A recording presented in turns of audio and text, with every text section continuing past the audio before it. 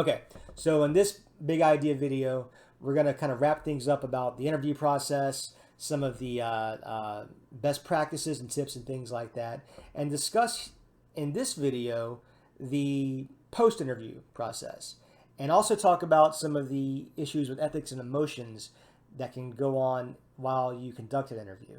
So we'll get to that in a second, but first let's talk about how we end the interview and then what happens once the interview has ended, because now you have this item, you have this primary source full of information that you're going to want to keep on hand and preserve for future use. So let's talk about that. So whenever you've finished the interview, you guys have shaken hands, you said thank you to each other for your time, and you go your separate ways. As the interviewer, what you want to do at some point, relatively soon after the interview is over, is to reach out to that person. Email them, call them, whatever, but thank them for their time. Whenever you thank them, also let them know that if they ever have anything else they want to talk about, if they forgot something, want to add something to the interview, that they always can. That you guys can always get back together and do a little more recording if they would like.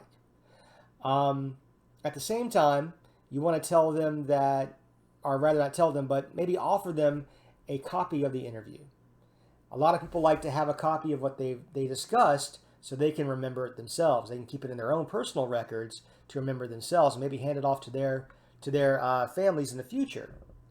A lot of families like to hear, from their relatives in the past, especially their voice.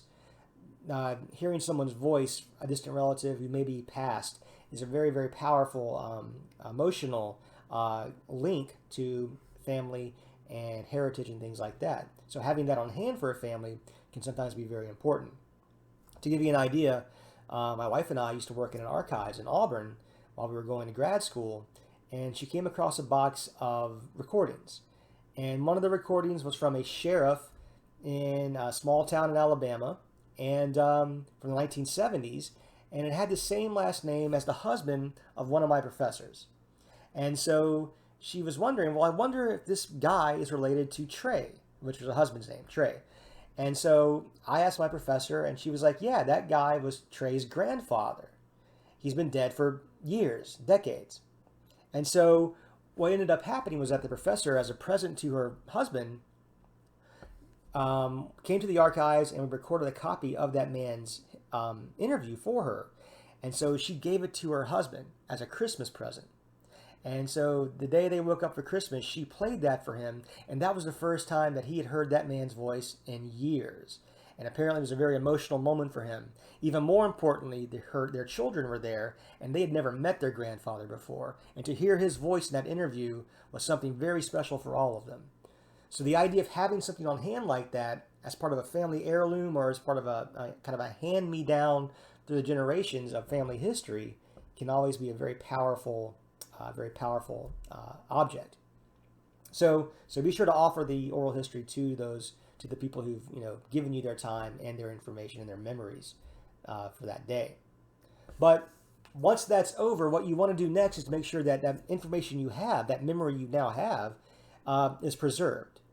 Your job next is to be the caretaker of that memory. Now, you may want to use information in there for your own research purposes, but you're also obligated to make sure that memory sticks around, to make sure that the entire interview is saved over time. And you may not be the best person to do that. In fact, there are organizations out there whose part of their mission is to preserve history. Think about libraries and museums and archives. These are special organizations with highly trained staff members whose job it is to preserve oral histories or preserve other things, including oral histories, to maintain that, or to ensure that they are around for generations to come. So you may want to deposit your oral history with them, either a local museum or a local archives or some group that has an affiliation with the subject you're talking about in some way, shape, or form. So that's always an option. And then once it's in the hands of trained staff, trained professionals, they can preserve it in perpetuity, and they can also make it available for other people to view or to listen to in one way, shape, or form. And a more common way of preserving and sharing these kinds of interviews now is digitally, online especially. So it's gotten to the point now where you can put just about any oral history you want online. You don't really even need an archives anymore unless you want them to be, unless you want them to be part of this, you can actually create your own website. You can create your own YouTube channels where you have your interviews lined up for others to view and to save them for the future. So keep that in mind, that these new ways of digitally saving things, creating things digitally, saving things digitally, have really kind of opened up the field a little bit in terms of democratization of oral histories.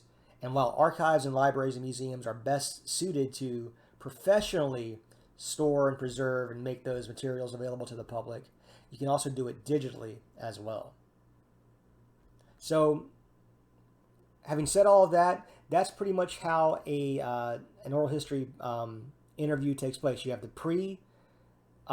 pre-interview, the interview itself, and then this post-interview / preservation aspect that is very, very important once the interview is actually over. Remember, just because the cameras stop recording, because the recorder is no longer recording, the interview is not over itself. There's still more work to be done when it's all said and done.